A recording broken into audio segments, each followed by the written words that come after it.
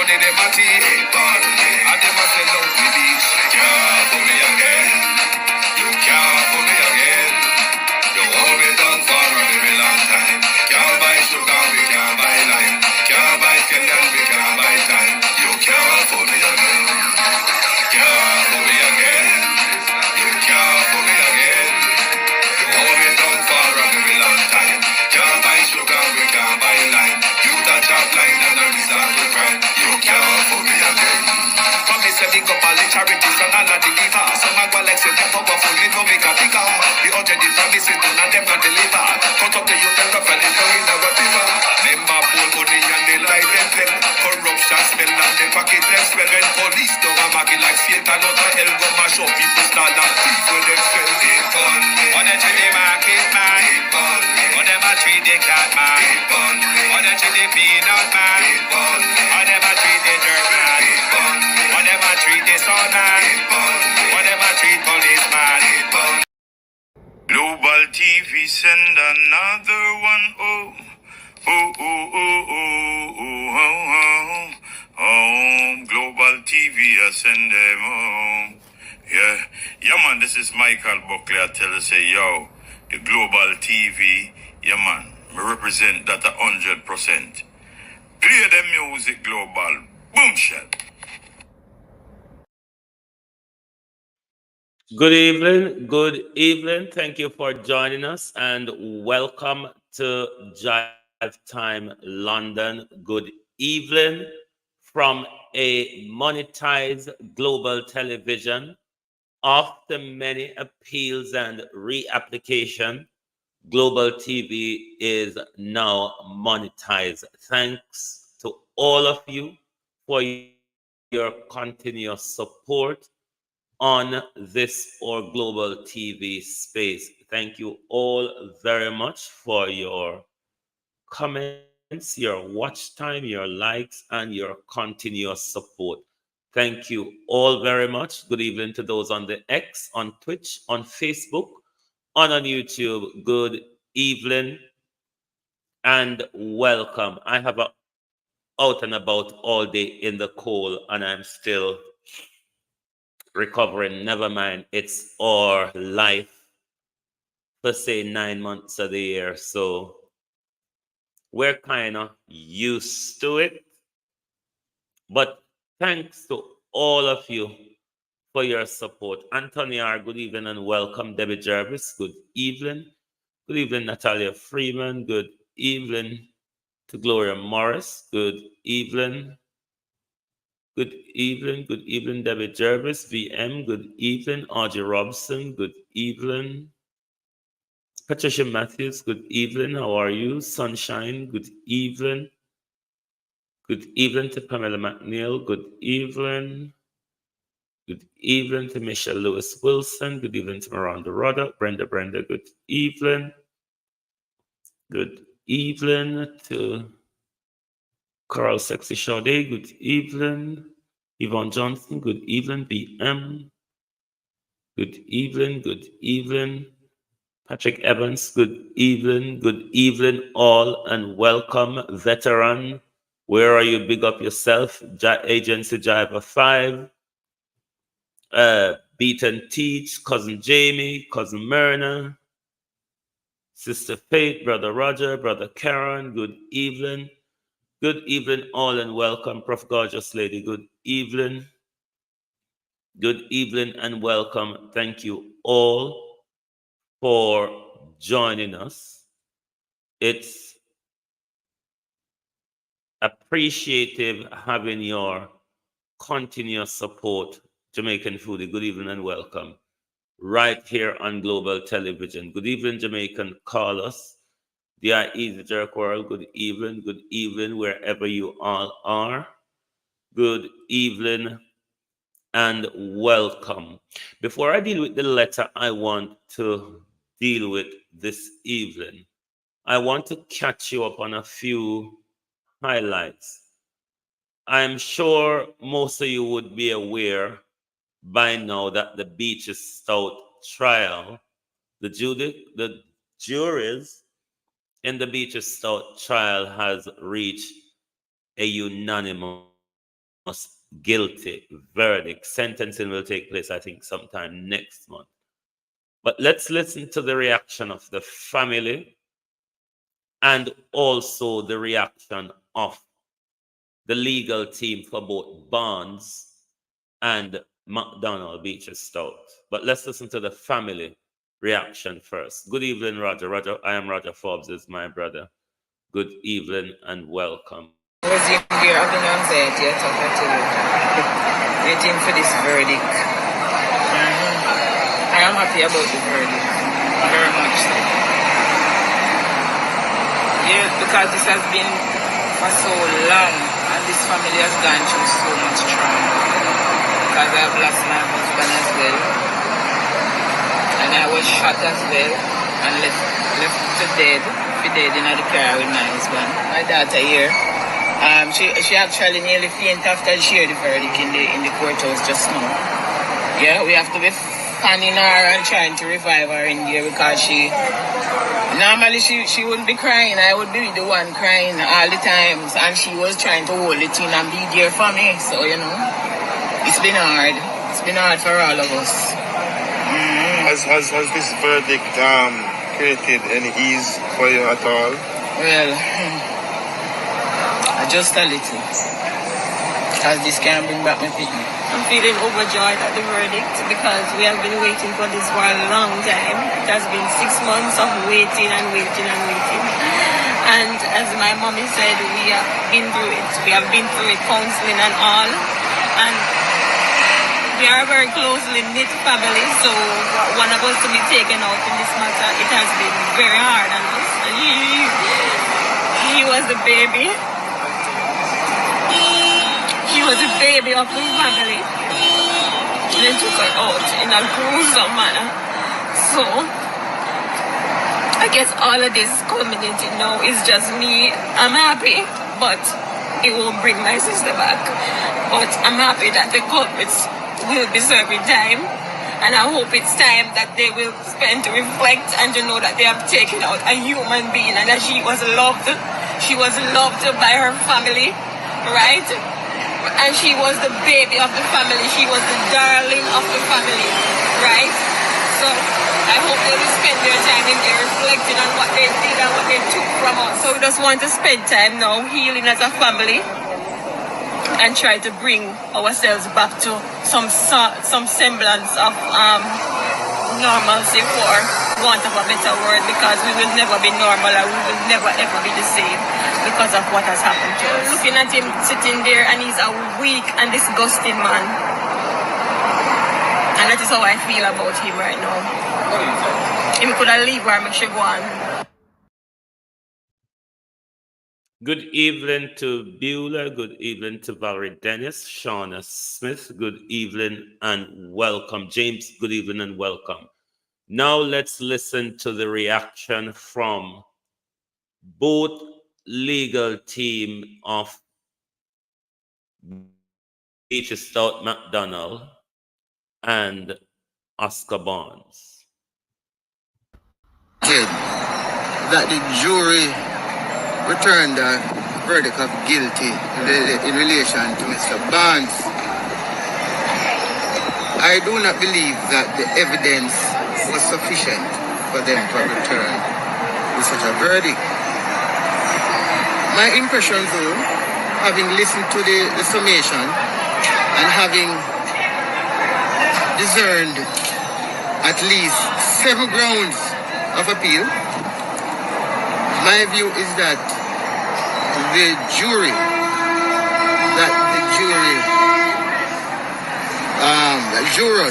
were misdirected. I don't believe that the summation was an unbiased summation. And so, I know not where the return of verdict of guilty, but I was not satisfied with the summation. I've discerned that at least 7 grounds of appeal. I do not know who's going to do the appeal, but in the law, who's going to do the appeal? They'll have a field day when they go to the Court of Appeal. In respect of Oscar Barnes? In respect of Mr. Oscar Barnes. Have you gotten a chance to speak with him since the verdict? No, I'm going to do that. Well, let me say that it has been a long trial, and we have to accept, or we have heard the verdict. It is one that we did not expect. You know, we were very positive in the defense we put forward, but for now, we just have to go with what the jury has decided, and we will see what happens after the sentence. Is there any plan at this time to appeal, or you will wait until after the sentence? Yeah, we won't comment on that until after the sentence. You say the verdict was unexpected. You know, to answer a case like that,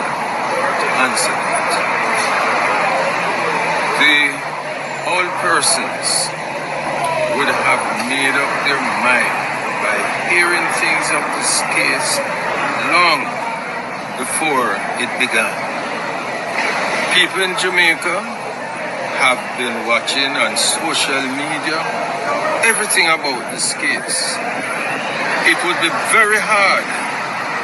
I mean, I congratulate our team that has defended Everton, McDonald. But anyone hearing what transpired in the news, not during the trial, before, it would have been, it's an uphill task. And many persons, your friends, would say, no man, can't work. But we decided, we took the challenge. We think we took the best defense we could put forward. And so we have worked to get persons independent of even the warnings when the judge says you're not to discuss things like that. It is hard. Everybody has a phone. So people always communicating elsewhere. But we are ones that still believe in jury trials. Good evening and welcome to Isilda Williams. Rejoice always in him. BCA Smith. Good evening and welcome. Good evening. Good evening. Who else is here? Good evening and welcome. Lloyd Gregory, good evening and welcome. Brenda, good evening. Good evening. Paulette Williams, good evening and welcome. Yes, good evening. Right, with regards to these two legal teams, in relation to Oscar Barnes, it will be more easy and more likely for Oscar Barnes to get an appeal or for his appeal to progress. Blue Wave, good evening and welcome. Why? Because the main and possibly only, from my understanding in that case, evidence against Oscar Barnes, it's from the already confessed killer who did the actual killing, that the killing was subcontracted to him, and he subcontracted the killing to Oscar Barnes. Now, with such a thin evidence, his appeal would more likely to progress. But with regards to what Beachy Stout lawyer is saying, that because the case is so publicized and some of what may have been used in the case have been in the public domain for all this time, it would be highly unlikely that you would get a verdict from the juries that is an unbiased verdict.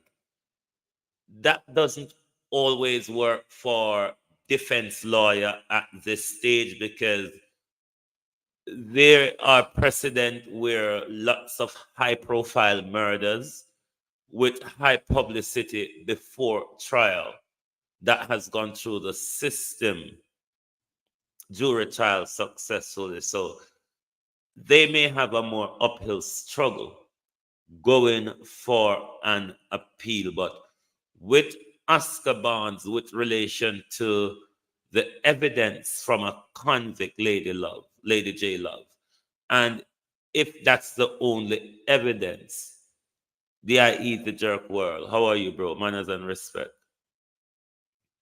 Janet Monday, good evening and welcome. And if that is the only evidence, there's lots of uncertainty there. So that can be challenged at the higher courts. So just to clear you up on that. And in relation to what you see happening in Parliament, the whole finance standing committee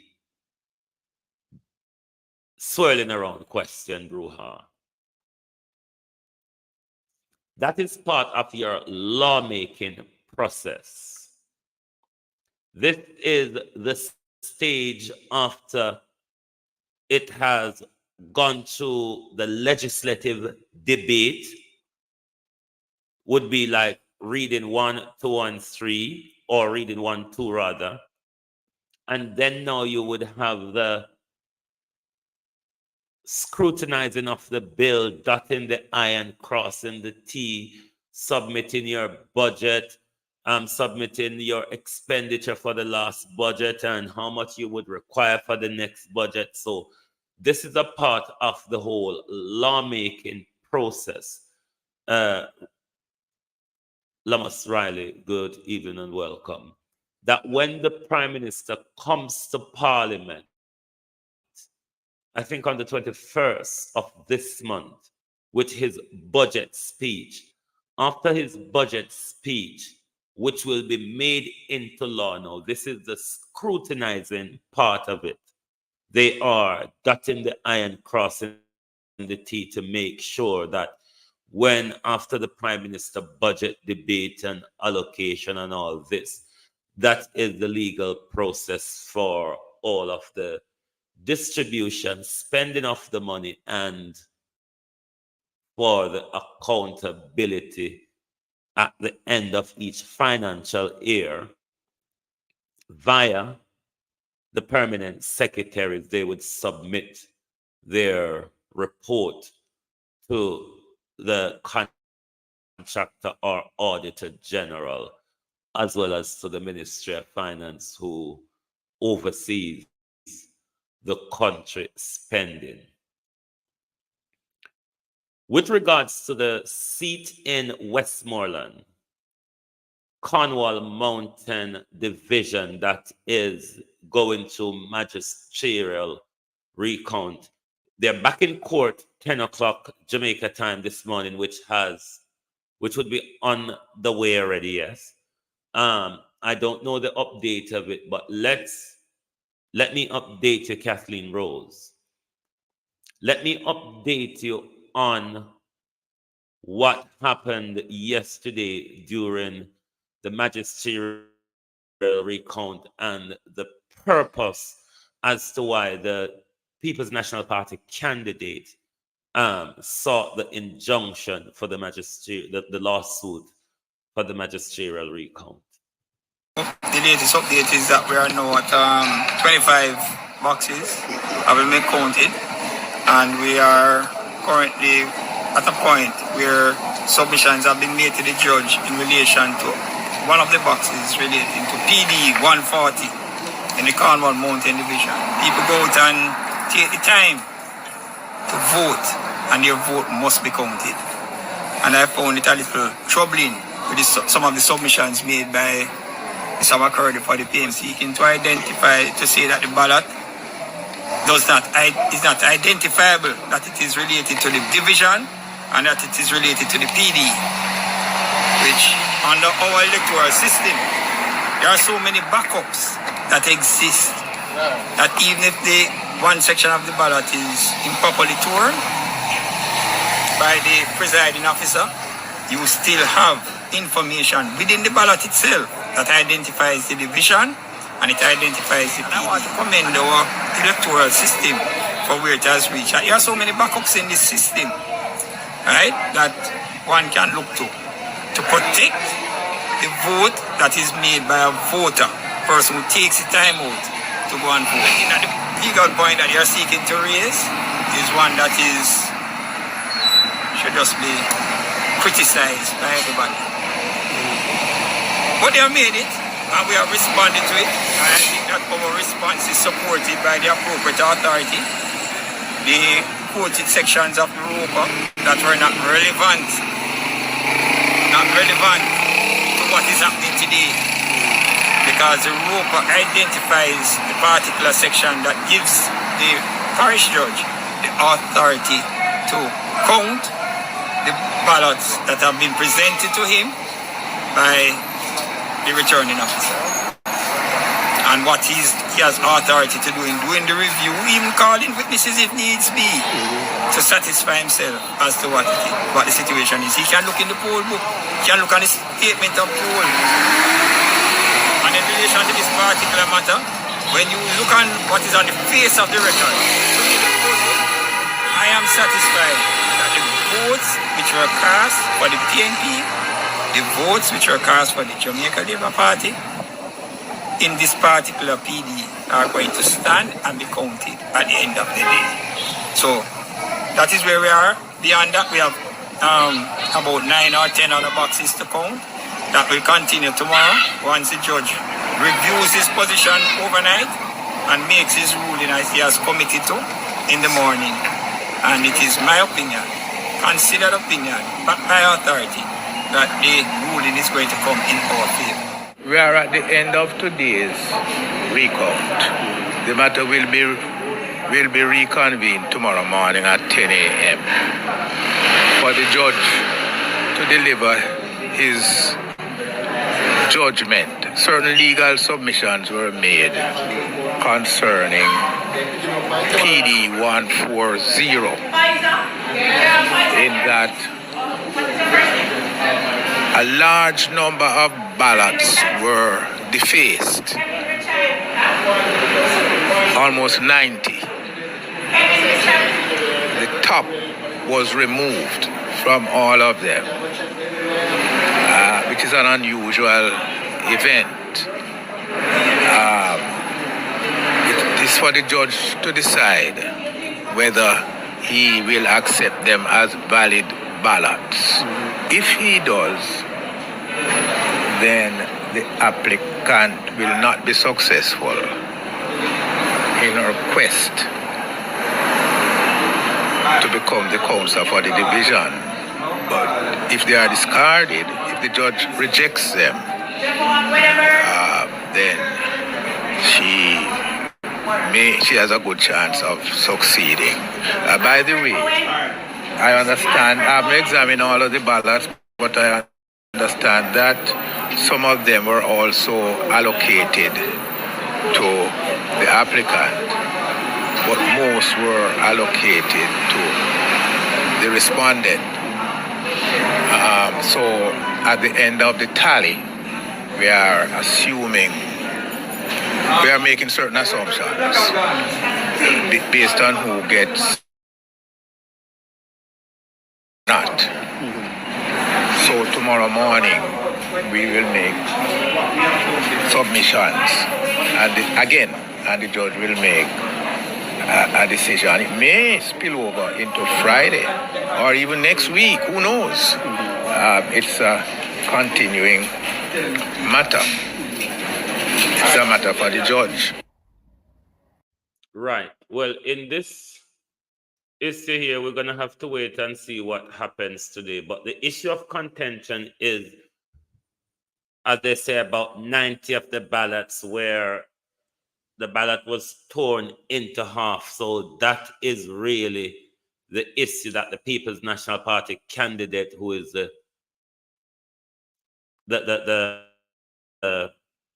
claimant, and the JLP is the respondent. So we will see what comes out of that today. David, good evening. Jay, good evening. Sharon Powell, good evening. Kathleen Rose, good evening and welcome. What else do I want to update you on? Yes, there's a issue taking place in Portmore at the moment. Where a whole crime fighting issue is going on, but I'm going to bring in the other video where the police are explaining what is happening in Caymanas Park, Gregory Park area. But if anyone is here from Portmore, they may be aware of development.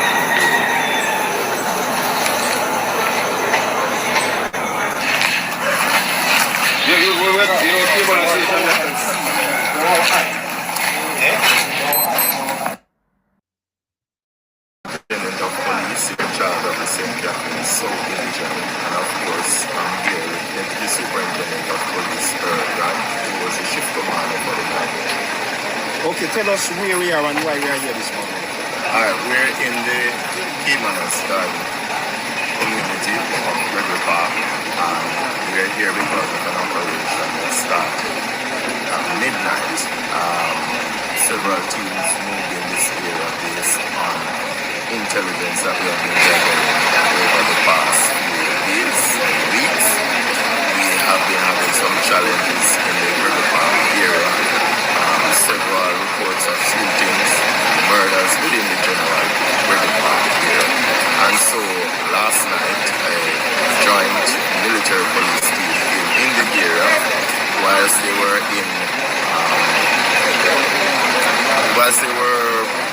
hardening the area. Several men ran in several directions. Their pursuit was fired on by some men in a particular house at the location. The police took evasive action and returned fire. One man was later found suffering from gunshot wounds. He was rushed to the Spanish hospital. It was reported that he later pronounced dead. One 9mm pistol was taken from him. A further search of the area, the team found one AK-47 rifle, one shotgun, several assorted rounds of ammunition, and a ballistic vest. The operation continues. We believe that there are more guns in this general area, and so the team will be focused in this area a little while longer. They have been here for over 8 hours now. I really want to commend the team for the kind of response, the coordination between the military, the intel teams, specialized operations, and our local teams. And of course, I believe we had strong operational leadership on the ground last night into this morning. Whilst we're at it, I know that residents have been crying out for our assistance in these communities. I thank them for believing in the police, and I just want to reassure them that we are not going to leave them to the mercy of these criminals. We are going to relentlessly pursue criminals within the St. Catherine's South Division. In fact, it is 6 weapons in less than 24 hours, because you're aware that yesterday we had a similar find in the central village area where we found another 3 weapons in that community. I just want to again appeal to residents to continue to believe in your police.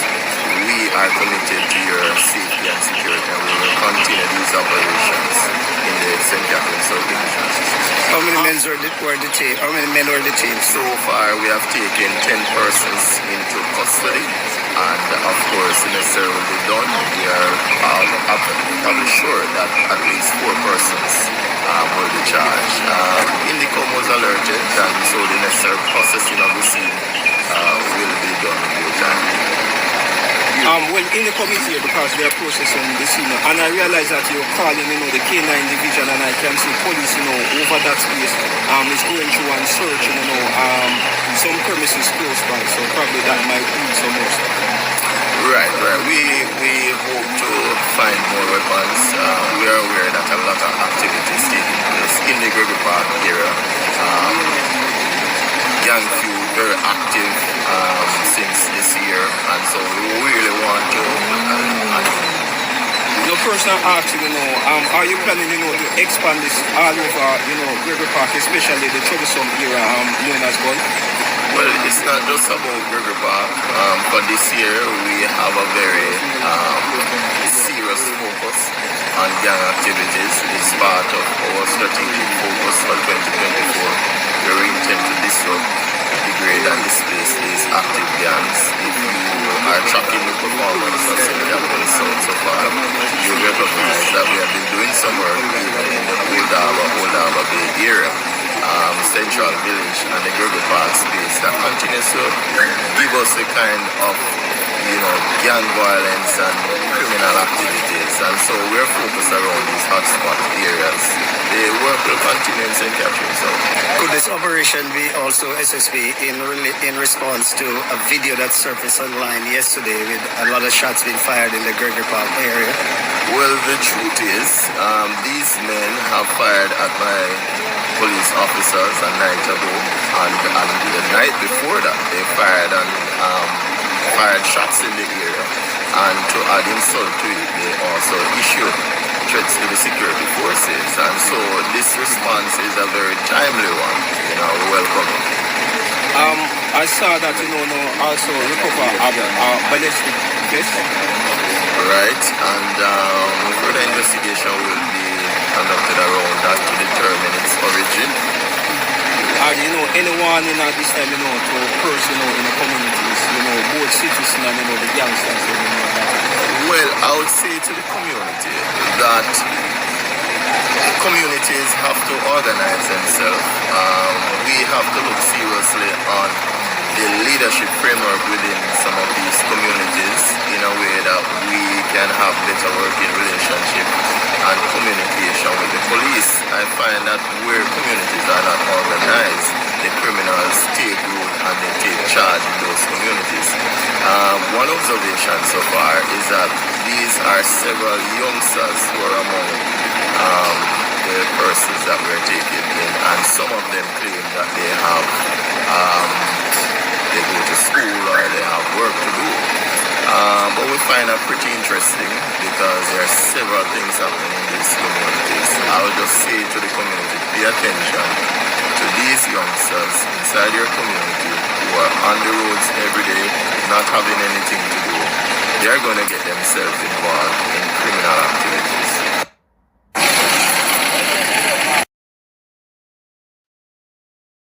Right, that's just to keep you up to date of what is going on in Portmore. Natalia Freeman, Mr. Parker, I saw. Beulah, good evening and welcome. Millie McBean, Precious Allen, good evening and welcome. Good evening and welcome. Jamaican Carlos.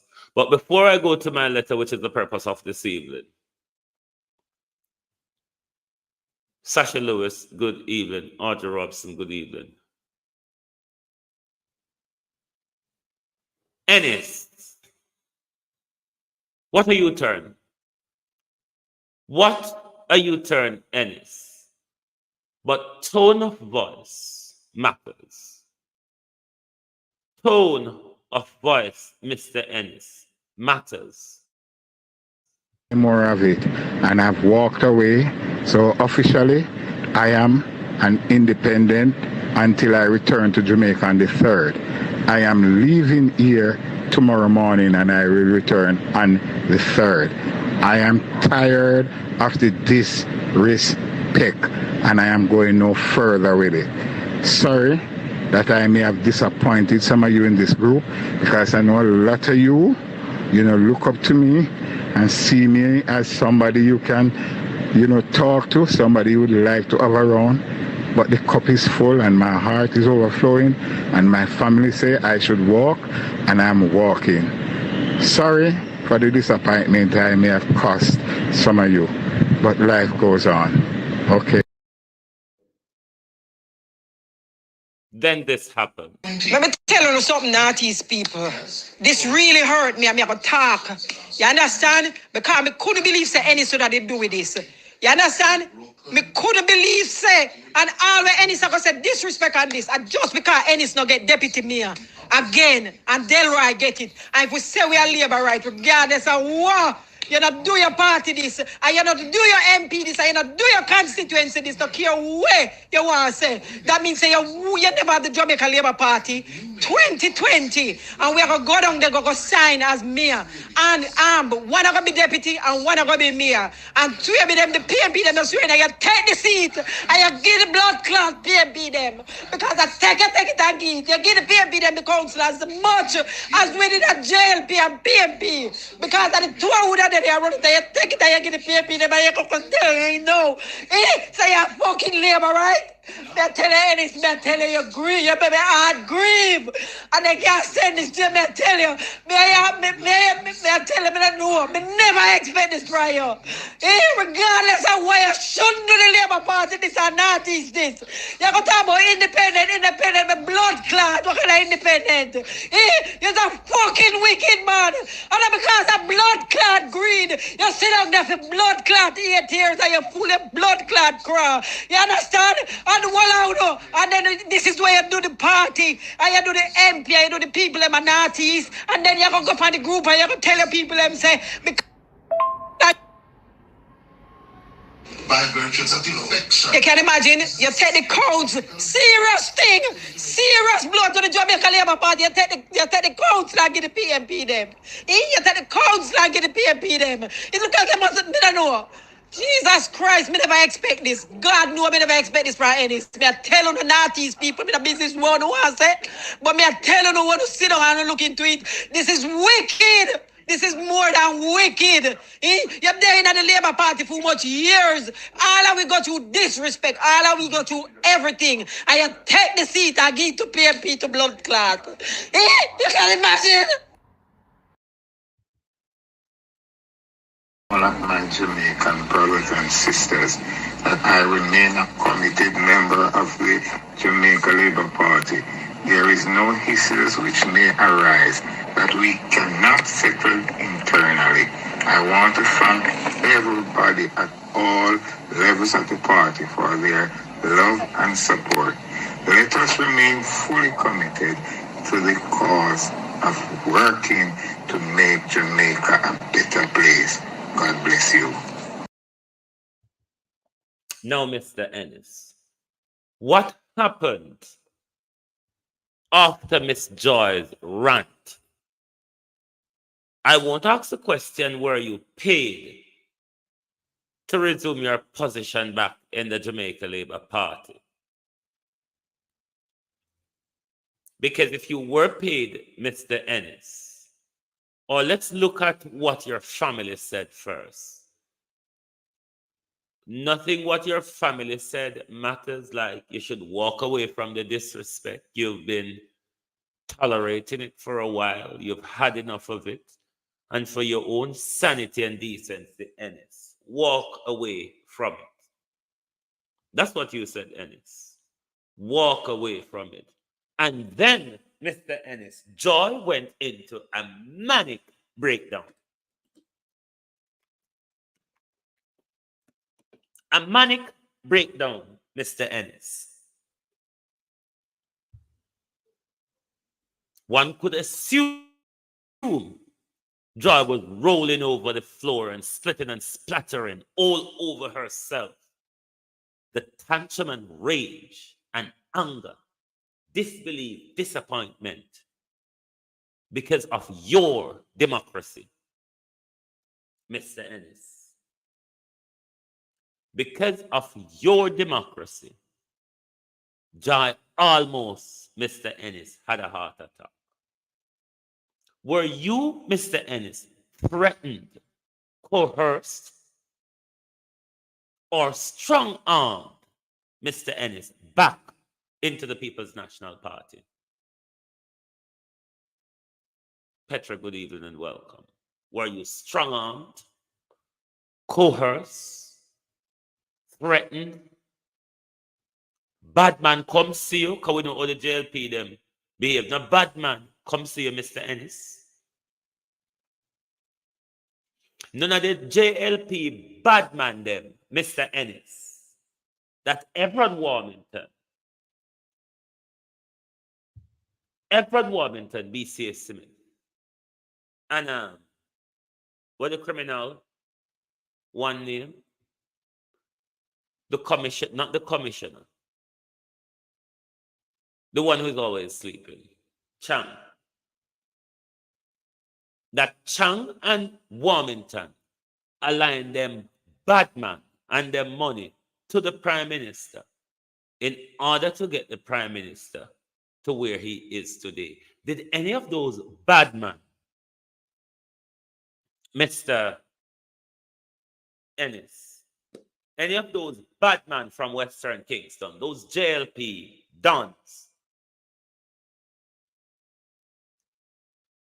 did any of the JLP dons, did any of Juliet man them, or anybody else man them come to you, Mr. Ennis,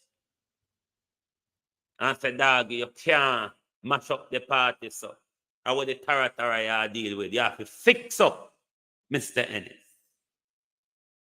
We're just asking. That is one of the beauty of democracy. You can question, you can speculate, you can draw inference. Your voice, Mr. Ennis.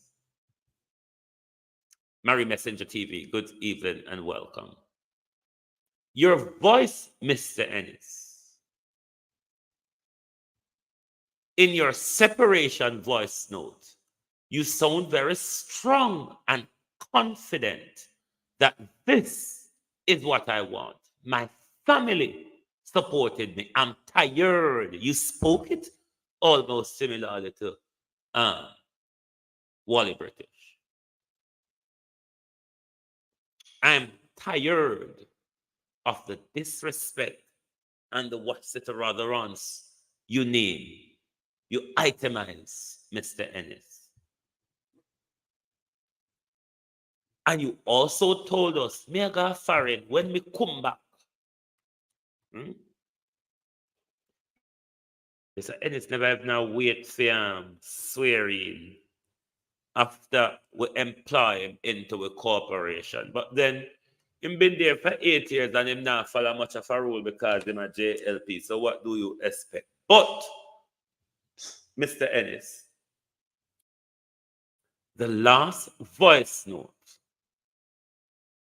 the after voice note, Mr. Ennis, don't really sound, one, like how you write the statement, because you sound like you're a buck shuffle over it. As this young man done it in such satire, one could only imagine, Mr. Ennis, that something similarly to this fashion was taking place, or there was serious verbal threats made to you, Mr. Ennis, that you, Mr. Ennis, know. If I don't follow these orders, Bangarang will break loose. Listen to your voice, Tariq Antonio. Listen to your voice in your rekindling with the Jamaica Labour Party. Labour rights and all of my Jamaican brothers and sisters that I remain a committed member of the Jamaica Labour Party. There is no issues which may arise that we cannot settle internally. I want to thank everybody at all levels of the party for their love and support. Let us remain fully committed to the cause of working to make Jamaica a better place. God bless you. No, Mr. Ennis, there are things happening in the Jamaica Labour Party that cannot be dealt with internally. It is why you jumped and leave and put it out in the public. Fully Bashi TV, Tivali, me know you always promote your labor right. No problem with that. The issue is though, Mr. Ennis, you sound very confident in your dismissal, when you dismiss yourself. But when you was coming back, your tone of voice, the wording of the speech, sound like somebody write it and push it, give you. And said, this is what you need to go to go say, Daddy, you need to fix the problem. Were you threatened? Did any of the bad man from Tivoli Gardens, any of the dons from Western Kingston aligned to the Jamaica Labour Party, were you threatened by any of them? What made you sound so frightened and coward, Mr. Ennis? Because we know the JLP, them violent, you know. We know they're very violent. So we must question. What were you offered, Mr. Ennis? How was the problem solved? Because there was an issue. You said there's nothing internal in the JLP that cannot be solved. It's not true. It is also the reason why Romain Morris jumped ship and successfully taken the people with him because he did his job as a true politician, Mr. Ennis. And please to watch the ads while they roll. That would help the channel. Thank you very much. Leroy Campbell, good evening and welcome. Thank you all very much. Thanks and welcome back. I hope you can help to watch the ads when they roll to support the channel. I will monitor the ads and I will break an information until they return. So you're not too disrupted. But please support the channel by watching the ad when ad is rolled midway in the broadcast.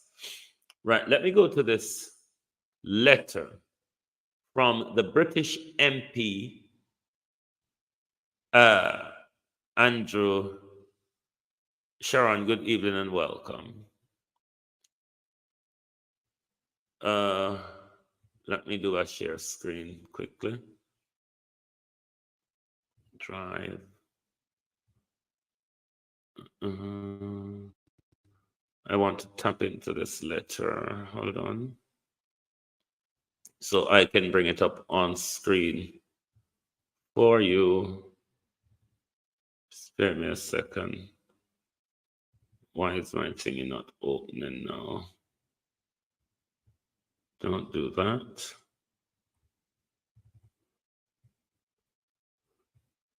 I need the other one first. No, not that. Not that. Why is this thing playing me about? Spare me a second. I want to pull this letter on screen for you. You all aware we've been through this whole thing together, and a British MP, stop doing that thing. A British MP is asking the police to investigate very important matters, things that we ought to be aware of. Where is my share screen? Hold on, please. I just want to get it okay for you all so you can see what I'm reading. Stop doing that. Oh my God. Sorry, people, it's because I'm in my drive. I'm a bit confused, but I will get it for you. I will definitely get it for you. Right.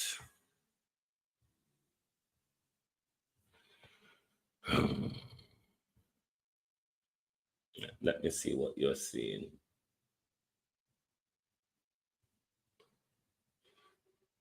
You bear with me, please. I'm going to get it right. I don't know why it a play with me. As if in here says that Dolly hosting with the pan. Right, so Andrew Bridget, we have all been through this demic situation. You know, we have to don't trouble him too much with the algorithm. And it appears that we have been lied to a lot by government and public officials. Why is the comment coming on? I don't want that. By government and public officials. And there is what is going on in Britain called the COVID inquiry. It is a long process that will take years before we have any conclusion. But Andrew Bridgen, a British MP, Kate M., good evening and welcome, wrote a letter to the Metropolitan Police, which is new information to us.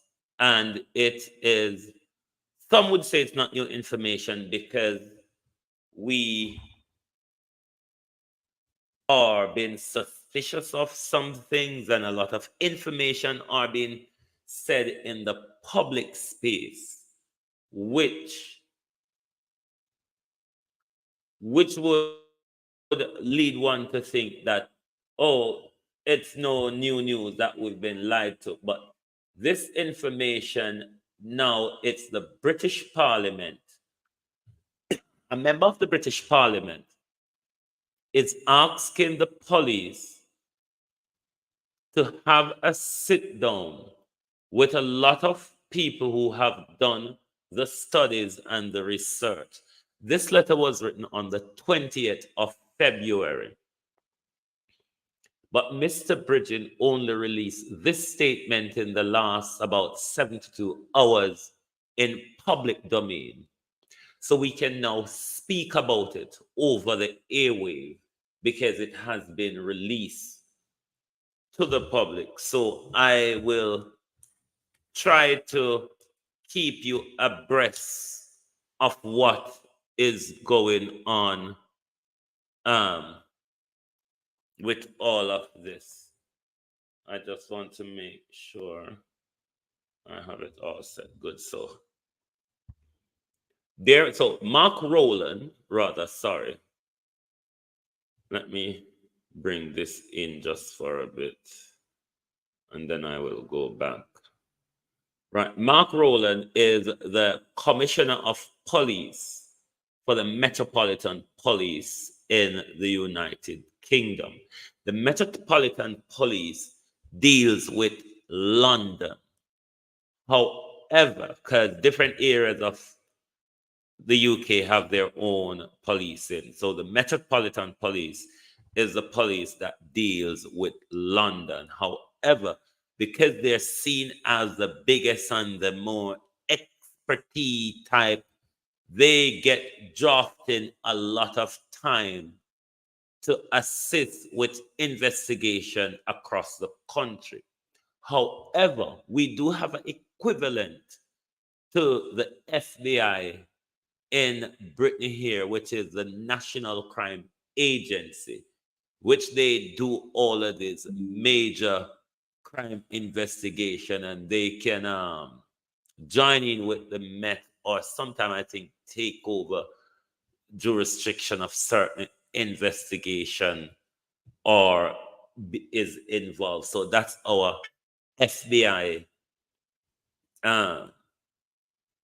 equivalent in Britain, the National Crime Agency. So this man is the commissioner for policing. And this man is one of the sitting MP in the British Parliament.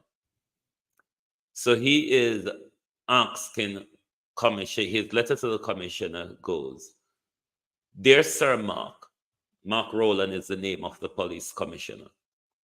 I am contacting you as a serving member of parliament. I am seeking an urgent meeting with you and senior metropolitan police detective to discuss some very serious and concerning issues that have been brought to my attention regarding the coronavirus pandemic response and the vaccine program." And we're just saying to YouTube, this is public domain information. It was released from the House of Commons Library. So we are under a duty to discuss it and bring information to our audience.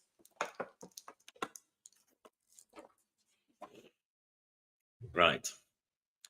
This is a matter of paramount importance for the well-being and safety of the British public. Do not just see this relevant to the British public. View this in the global context as the pandemic was.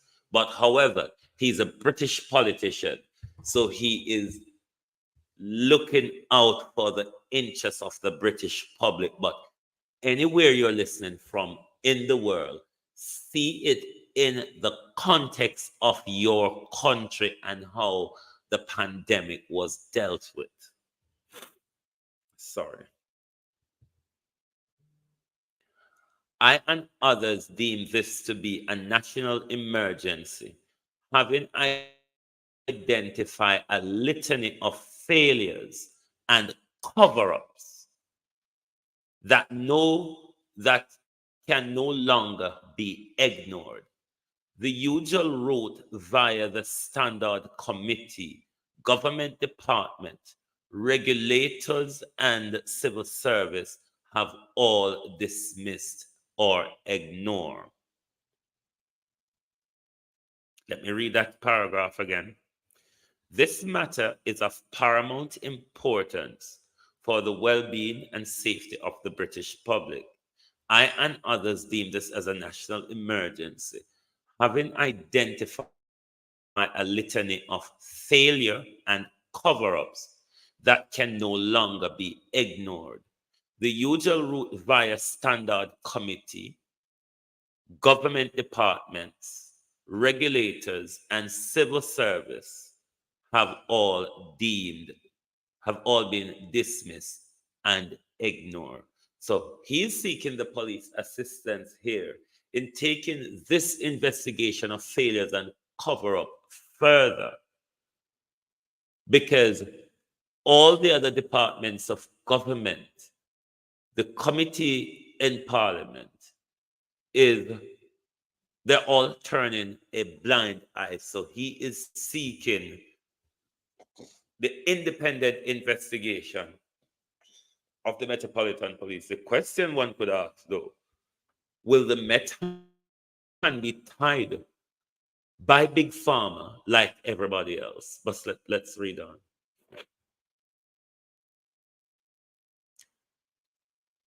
Contact with the independent COVID inquiry. The independent COVID inquiry is something that is ongoing in Britain here. Even the other day, Boris Johnson, in December when Boris Johnson was testifying, sometime late last year, over 500 of WhatsApp messages from Boris Johnson's phone to do with communication between him and a lot of different people dealing with the whole COVID issue has rather gone missing, but inquiries in Britain is a long, painstaking process. And this inquiry also is not a facts find. It's not a blame apportion, it's mainly a facts finding. So the inquiry won't suggest that people should be prosecuted or whatever, or something like that. But let's read on. Contact with the independent COVID inquiry team was made, and they have clearly stated that their role is not to determine innocence or guilt. They further added if criminality is suspected, to report these allegations to the police. It is for these reasons this is now a matter for the police. So the COVID inquiry, as said earlier, is about facts finding out the facts of what took place during that whole 2-year period. And they're not there to apportion blame or not to anyone. They are just there to find the facts. They are saying if anyone has facts that their crime has been committed, then they should report that to the police. Further down, you will understand why this MP has written this letter to the Metropolitan Police. Very serious criminal offenses. Take note of this paragraph carefully because it suggests a lot of things. Very serious criminal offenses, to name a few, and these are a few that is here: misconduct in public office, malfeasance. I will explain what malfeasance is shortly if anyone is confused by that. Malfeasance in public office, gross negligent manslaughter, corporate manslaughter, fraud, murder, manslaughter, and grievous bodily harm have been identified along with conspiracy to commit, aiding, and abetting of all these alleged crimes that I have just read out to you. Let's reread that paragraph again. Very serious criminal offenses, to name but a few: misconduct in public office, misfeasance in public office, gross negligent manslaughter, corporate manslaughter, fraud, murder, manslaughter, and grievous bodily harm, as well as conspiracy to commit and aid and abetting to all these crimes that I've just read out. Now let me explain the feasance to you because there's 3 of them. You have what is called misfeasance, you have malfeasance, and you have non-feasance. These feasance, these legal fancy words, they're all related to the act or non-act of public officials. So misfeasance is a transgression where a public official wrongfully done something or exercised the law wrongfully. Say, for example, the police would exercise the law wrongfully, or the DPP, or so on. That would be a misfeasance. Then you have what is called a malfeasance. That is wrongdoing or misconduct by public officials. So it would be like some people would more understand it in the malpractice or maladministration, but the legal fancy word is misfeasance. You have the other one is called non-feasance. That is where a public official is under a legal duty to do something and they fail to do that knowingly, or ought to have known that that is something that they are required to do by law, and then they refuse to do it. So you call that a non-feasance. Non-feasance would, in the negligence law, would be more equivalent to omission, where you know you should do or say something, but you look the other side and not doing it. So just to make it a bit slightly less complicated for those who don't understand the legal broomsticks. Carlene Richards and Kate M., good evening and welcome. Patrick Evans, good evening and welcome. So let me get back over to the article, the letter. It would be prudent to have a conference room big enough to facilitate at least 20 people because the following named men and women will also attend to provide evidence in their field of expertise that fully support the assertion being made.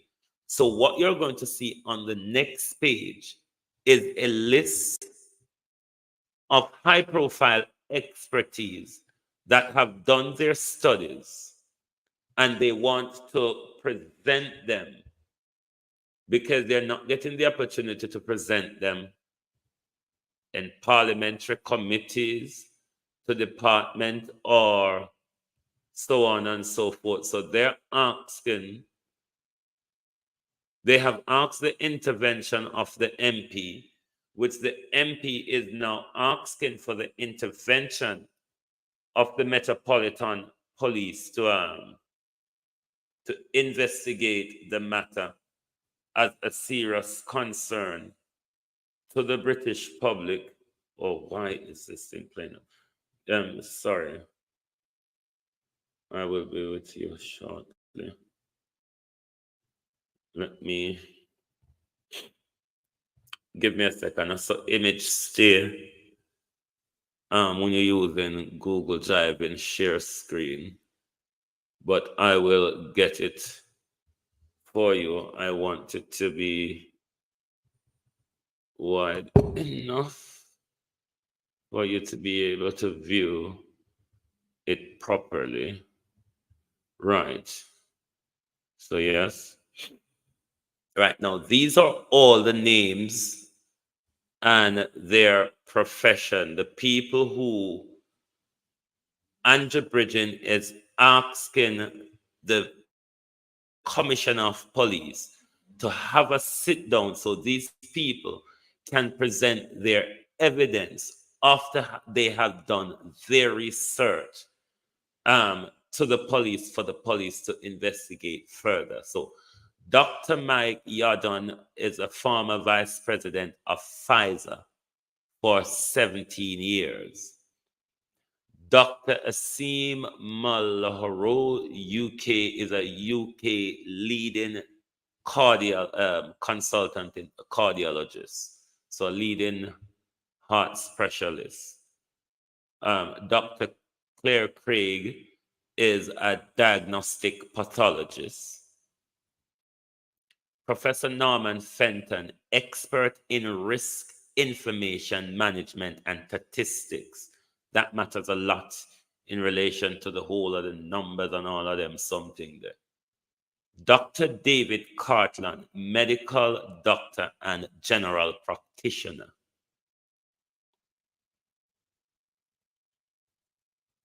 Dr. Tess Laurie, director of evidence-based medicine. Dr. Stephen Forrest, medical doctor. Professor Angus Dalchi, UK lead oncology. So he's a lead cancer specialist. Philip H. Highland is a lawyer. Louis Baylis is a lawyer also. Jackie DeVoy is a freelance journalist and filmmaker. Matt Lee Tisler, ex-Southampton, England football player. John O'Leary, funeral director. Mr. P.F. Whistleblower, current case manager for the government personal independent payment scheme. So this is one of the person who works in the Department of Work and Pension. And you also have Mark Sexton, which is a retired police constable. Very disturbing and new, very disturbing new and damning evidence have also recently come to light. Evidence that will be revealed and discussed at the meeting. Might I respectfully request a minimum of 3 hours for the meeting to allow each expert 10 minutes to verbalize their findings and discuss their own concern. Due to the urgency and in order to prevent any further harm being caused to the men and women that and especially our children, please provide a date for the meeting as soon as possible. I will then make sure all these names above attend and appraised accordingly. Thanks. I look forward to hearing from you. People, I don't know how you view this, but this is a cause for murder, for major concern. If what is alleged, if what is alleged is investigated and there's evidence to back that up, a lot of people will be going to prison,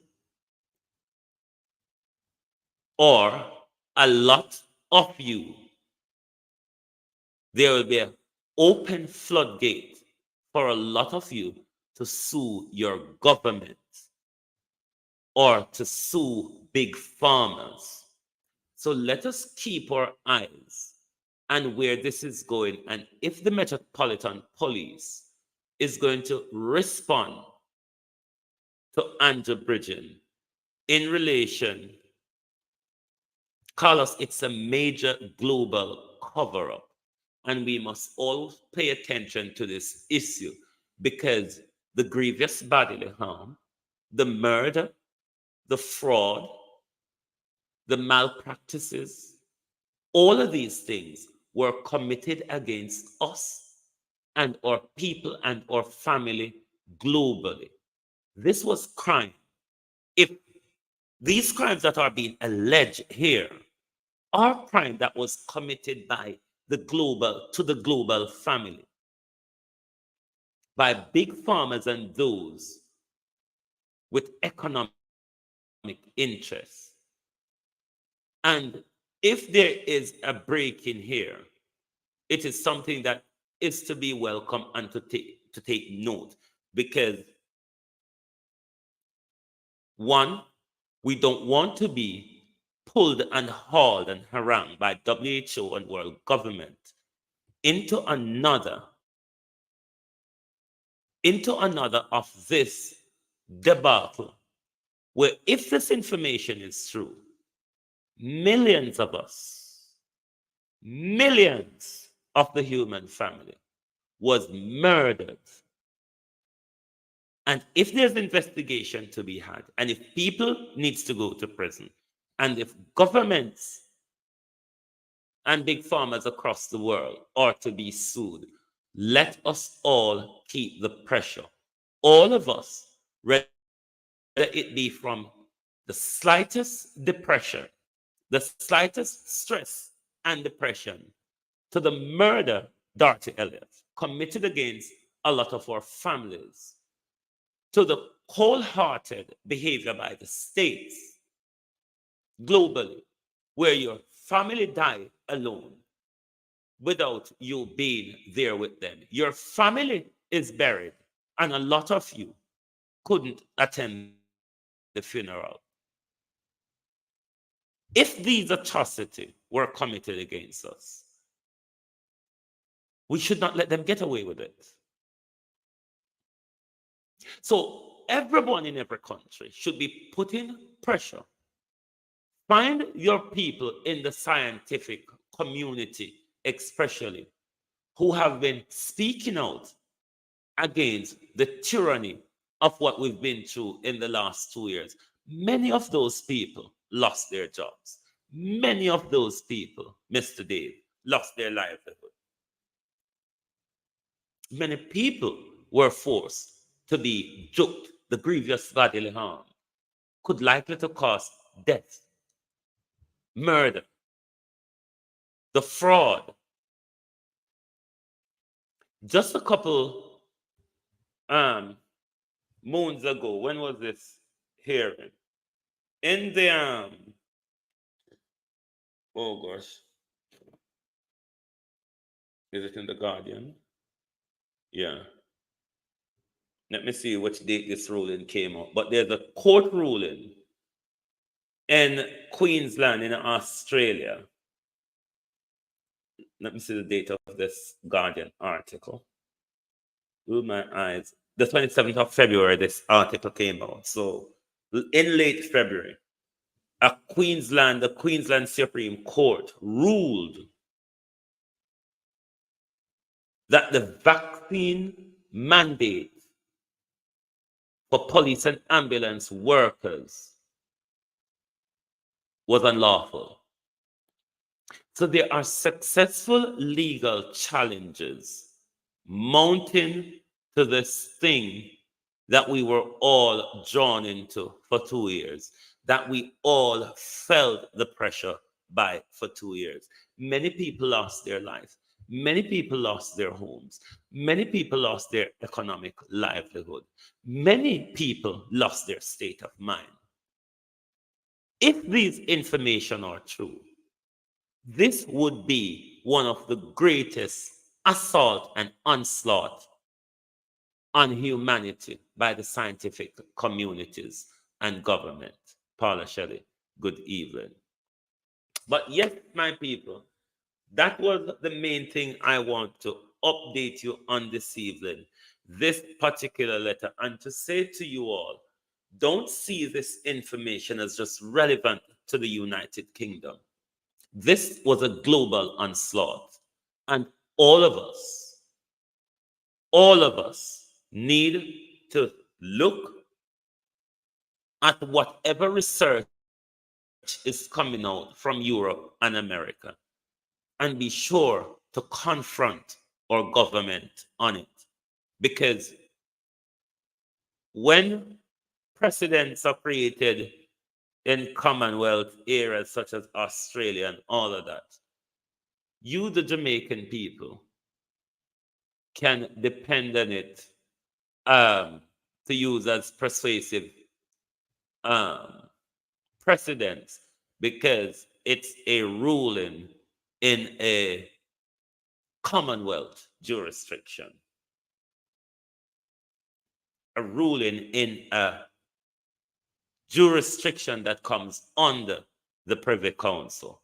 So all of these are things to watch carefully where this is going, because you want to get your case in as early as possible should there be an open door or a floodgate. But let us put pressure to make progress on this thing, and not just to make progress, but also to continue to educate ourselves and educate each other, and to make sure we don't get drawn into such a fair and a murderous debacle again.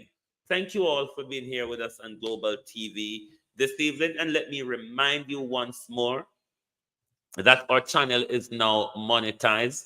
So we are also encouraging you to watch the ads when they comes on. That will help to support the channel, and continue to like and share as always. And join us back here at 6 p.m. Eastern Time, 11 p.m. London Greenwich Time, for the people's point of view. Thank you all for being here with us this evening, and we will definitely see you back here tonight.